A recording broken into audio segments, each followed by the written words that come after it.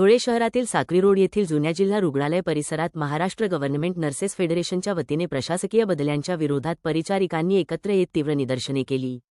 परिचारिकांचा व्यवसाय हा पूर्णपणे रुग्णसेवेला वाहिलेला असून त्यात कोणताही आर्थिक व्यवहार नसतो, त्यामुळे प्रशासकीय बदल्यांमधून या स्त्रीप्रधान व्यवसायाला वगळण्यात यावे, अशी प्रमुख मागणी फेडरेशनच्या धुळे जिल्हाध्यक्ष प्रतिभा घोडके यांनी केली आहे। अनेक परिचारिकांनी स्वतःच्या कार्यरत जिल्ह्यात कर्जे काढून घरे घेतली आहेत, तसेच घरातील वयोवृद्ध आजारी व्यक्ती आणि मुलांच्या शिक्षणाचे प्रश्न असतात, त्यामुळे या दर 6 वर्षांनी होणाऱ्या बदल्यांमुळे त्यांचे कौटुंबिक आणि मानसिक स्थैर्य धोक्यात येते, याकडेही त्यांनी लक्ष वेधले।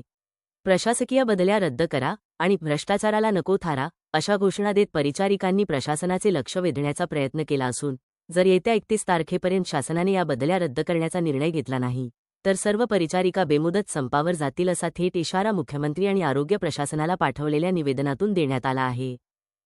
नमस्कार, मी Pratibha Ghodke, Maharashtra government nurses federation Dhule जिल्ह्याची जिल्हाध्यक्ष। आज आम्ही जाहीर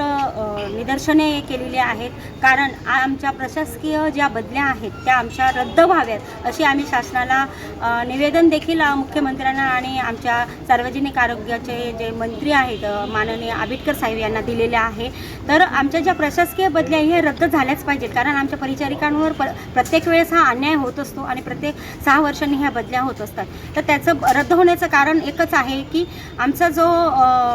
विषय आहे की आमचा विषय हा जो आहे तो पैशांशी निगडीत नाही आहे की आम्हाला कुणाच्याकडून पैसे घ्यायचे किंवा पैशांची देवाणघेवाण करायची असा विषय आमच्याकडे नसल्या कारणाने प्रशासनाने आमच्या ज्या प्रशासकीय बदल्या आहेत त्या रद्द कराव्यात अशी आम्ही सगळ्या विनंती करीत आहोत शासनाला। तरी आमच्या ह्या वर्षापासून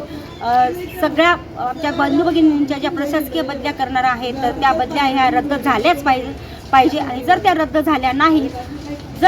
झाल्या नाहीत तर त्यासाठी आम्ही